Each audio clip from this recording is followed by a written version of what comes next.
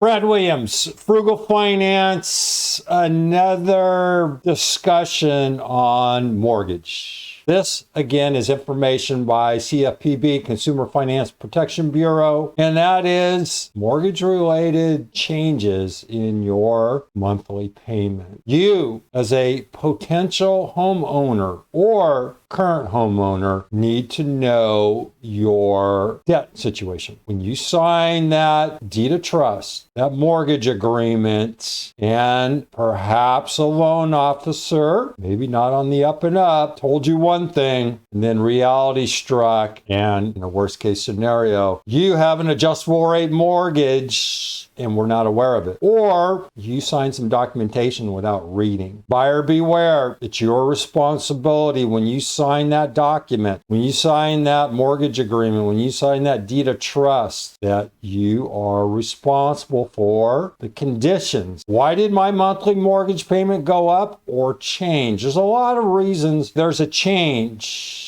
But mostly, the most impactful would be because of an adjustable rate mortgage. What's an adjustable rate mortgage? It's exactly that. Your rate changes. And I'm not going to go into all of the idiosyncrasies of an adjustable rate mortgage. I have other videos where I talk about the index and the margin and the max and the minimum. What happens if rates go up and rates go down? Well, nobody bitches and moans about when the mortgage payment goes down. They're like, well, that's great, but they don't understand why. Well, it's because your mortgage rates move lower. It can adjust on a monthly basis or a semi-annual basis or an annual basis. Again, it depends on the document that you sign. So bust out that document and read it. You have an interest-only or pay option loan and are starting to pay principal. Here we are. We are in the middle of December 2024. FYI, I owned a mortgage company for 20-something years. I was a licensed real estate broker for close to 40 years in California. I went through the 2007-2008 mortgage meltdown, and the reason being is because these adjustable rate. The reason you're seeing these mortgage payment queries is because the number of adjustable rate mortgages that were being spewed out by the truckload, and they were really, really, really horrible loan, which created the problem in 2007, 2008, 2009. Well, today, the latest bells and whistles of Wall Street is this private credit stuff. In other words, they're trying to work around some of the lending requirements. Just to give you a little FYI, Fannie Mae and Freddie Mac are conforming loans. What does that mean? That means they are quasi, and I use that word quasi because there's some quasi-regulated industries or sectors. For example, in the finance industry, I mentioned the FINRA. That's a quasi-regulated, quasi-regulated, well, you get where I'm going here. Fannie and Freddie Mac will buy specific conforming loans from mortgage brokers like myself. In other words, I package them up, underwrite them based on Fannie and Freddie. They're conforming loans. They bundle them up into this nice package and they sell them to Wall Street. Okay, that's a pretty nice picture. Now, Wall Street and their greed have come up with these private credit deals. And what they're doing is they're adding that sleaze factor to their notorious sleaze ability. So they come up with these new tools, and they're there to screw the consumer. And I am voicing my absolute hatred of these folks. But what's my opinion worth? Not much, unless I have 4 million subscribers like you that say, I'm all thumbs up for you, Williams. I support everything you're saying. And, well, anyway, with that being said, we're going to see these interest-only provisions again. This is a feature back in 2007, 2008, which Fannie and Freddie said, no, we're not buying those loans anymore. You guys caused too much chaos. But Wall Street always reverts back to its old habits, and they're going to come back with these horrible, horrible loans. There's going to be sleazy loan officers out there selling these things, and they're going to persuade some people to buy these loans. In other words, they're going to say, well, yeah, I'll buy this house. That one sounds too good to be true. Well, they generally are. Subsequently, you're going to get stuck because you didn't read all of the requirements and all the conditions and all of the provisions and all of the other junk that these Wall Street individuals have packaged up, and you're going to be stuck going, oh, well, I can't afford that. And you end up defaulting, and it ends up screwing up your credit report, and the family is pissed, and your wife divorced you, and so on and so forth. So be aware. These products are new, okay, over the last 12 months. And it's the hot thing right now. Similar to AI is the big talk about technology. Well, in the finance sector, you have private credit and they're horrible loans. You have an escrow account to pay for property taxes or homeowners insurance. Well, depending on what state you're in, your escrow payment, in other words, your property taxes are going to go up. Your property insurance. Oh boy, do I need to talk about property insurance, homeowners insurance? Again, there's another factor that you just ask yourself, is it worth owning a house? Yeah, it really is, but you have to, I'm going to speak from experience, you need to shop homeowners insurance. You need to shop your escrow. Okay, title companies do not charge the same rate. Some will charge a much higher fee. Shop. Most people don't shop. Here's the scary fact. When you buy your house, how many people shop for a mortgage? Less than 13%. Homeowners insurance. Oh, boy. I'm going to say you're going to need to be a pit bull here. As an experiment, remember, I'm Frugal Finance. I am going to shop the crap out of stuff so I can share my experiences with you. Here it is, the end of 2024. My insurance company in February of this year said, well, go out and voluntarily take some photos on these conditions, okay? You can voluntarily do it, or we're going to cancel your homeowners insurance. Oh, again, you know what I think about insurance companies. So here they have you between a rock and a hard place. And here I am in California. And California is not, there's no love from insurance companies in California. You hear about, the risks and the wildfires. And well, here I am. I'm about, 300 yards from the American River. Okay. I'm in a city environment. I am not in a fire zone. I'm about 500 feet from a fire hydrant. And my insurance company's going, well, because of these particular conditions, we're going to cancel your policy. Or you can modify and come up to date with this stuff. All right. Like, what do I do? So I started shopping homeowners insurance. In the state of California, if you just go to the insurance sector within the state of California, they're going to list every insurance company. And this is for property insurance. They're going to do it with all other insurances. There's an insurance regulator here in California. I suspect every state does. I grabbed all of the different insurance companies. I have a spreadsheet. I don't need to show you the spreadsheet, but there were 42 insurance companies in California, so-called offering insurance to individuals here. Well, it doesn't take long for you to parse and realize that 70% of these companies are one and the same. They just have a different name. That kind of stinks to me. Then there's only two, and it's a computer-generated feature within these companies that determine the insurance rate, and it's horrible.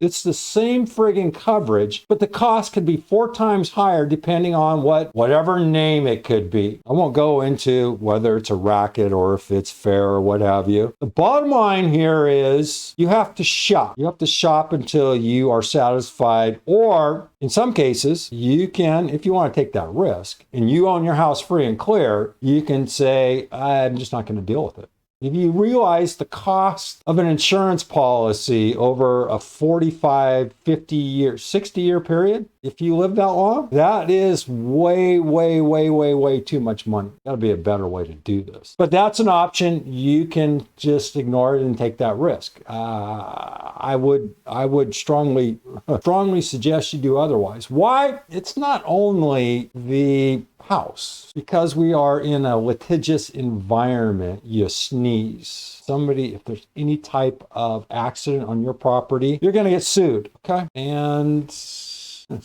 again, speaking from experience, you can't weather the storm on your own. So unfortunately, unless you're out in rural America, and in some cases, you may have a property that you just go, I don't really give a crap if it burns down. I am a contractor and I can rebuild it for 40 cents on the dollar based on whatever numbers these insurance companies are throwing at you. So I can do it myself. Okay, thumbs up. But for everyone else, the majority, you're stuck. In my case, I said, all right, what do I have to do in order to fix this problem? So I solved the problem.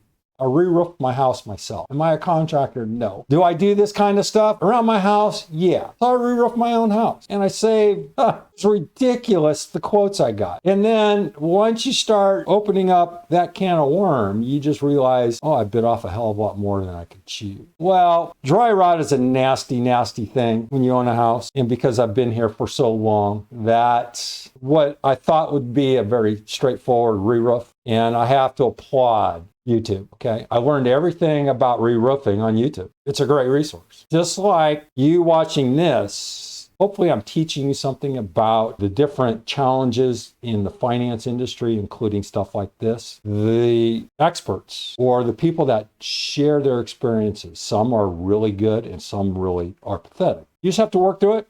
So I applaud a couple of, and I'll recognize these two. They both have stopped roofing. Two individuals, if you just go in and re-roof your own house, DIY, there's going to be two guys, two different companies. One guy just went off, completely off the radar. Another guy moved away from roofing and he was buying dumpsters. They both provide great tips. So I just say thumbs up to Google in their YouTube channel. It really is a great means of information. And then the other thing I had to do was an electric panel. So then again, what do? Is I went online, and you can, in California, you have a list of contractors and their email addresses. So I grabbed the electrician in the local area. So I emailed, and this is what you want to do. You email these guys and say, look, this is what I need done. And it absolutely it just frightened me on just replacing an electric panel. The quotes I got. It was from $3,000 to $7,000. Yeah, just to change an electric panel. And it's not that complicated. I did it myself. Okay, well, with the help of my brother. He's a general contractor, has been doing it for 50 plus years. He has all the licenses, all the requirements. And so with his assistance, we just did this thing. It took 2.5 hours. And by all means, it wasn't worth $3,000 and it wasn't worth $7,000. The quotes I got on re-roofing my house would just make you fall over. So I did it for, it was $20,000 saved doing it myself. Would I do it again?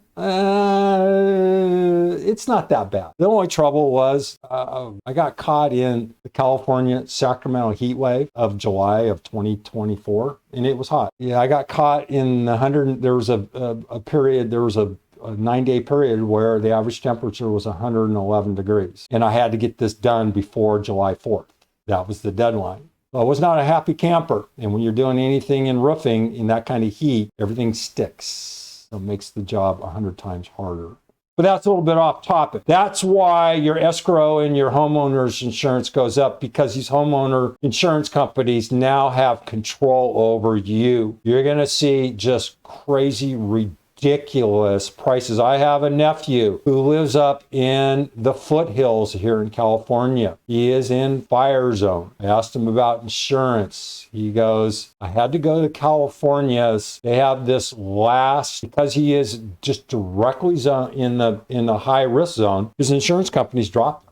There's no insurance company that would take on that risk. California has a last resort kind of deal. It's a pooled deal, and it's expensive. It's really expensive, to the tune of 3 times what he was normally paying.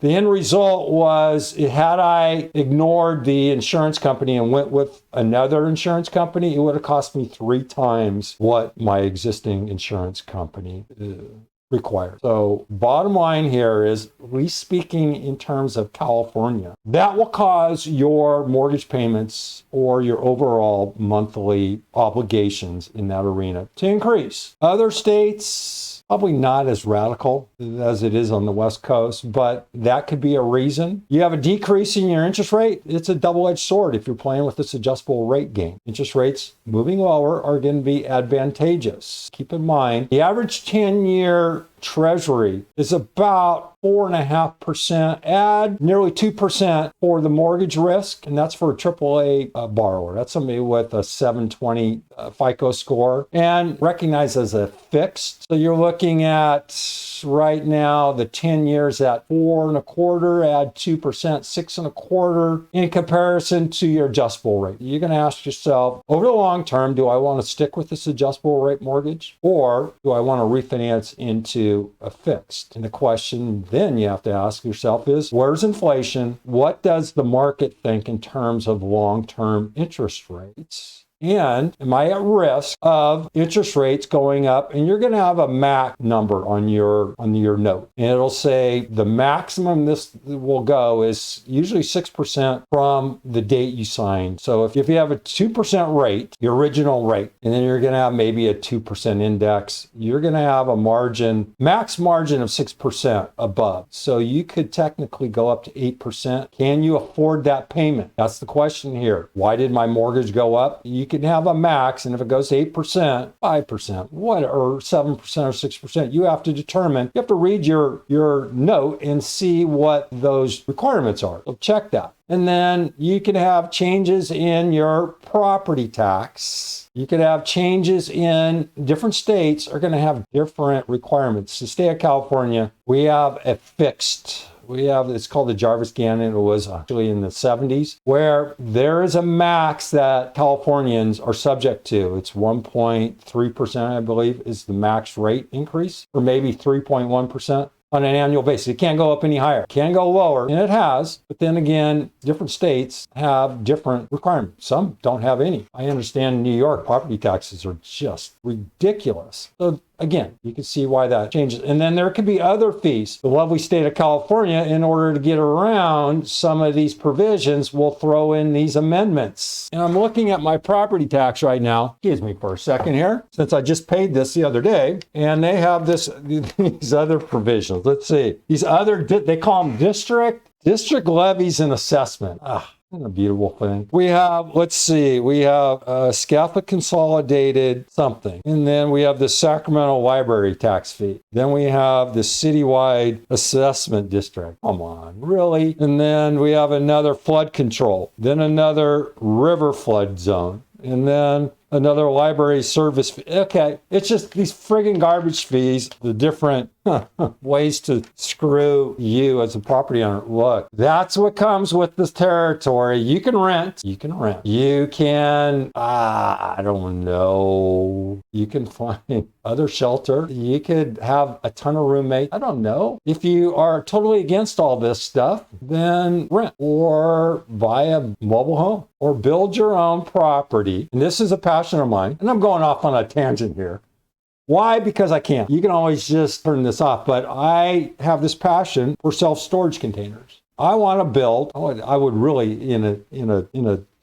maybe a fantasy world. I'd like to own just a couple acres of land. I'd like to build a 2,200 square foot house using storage container. Why? Well, one of my things that I've done over the last 30 years after shutting down my mortgage company was to do some crazy targeting. And due to some legal issues, I've been sued, and it wasn't my fault. But I had a deal where I was going to use storage containers for certain functions. So I owned a zillion storage containers. Then the lawsuit, then the huge losses as a result of this particular venture never starting because the financial drain of being sued, and then the countersuit, and then the lawsuit, and then the provisions, and then paying the friggin' lawyer, okay? I'll get into that in a different video, but you could build something like that, and then you ask yourself, well, it only cost me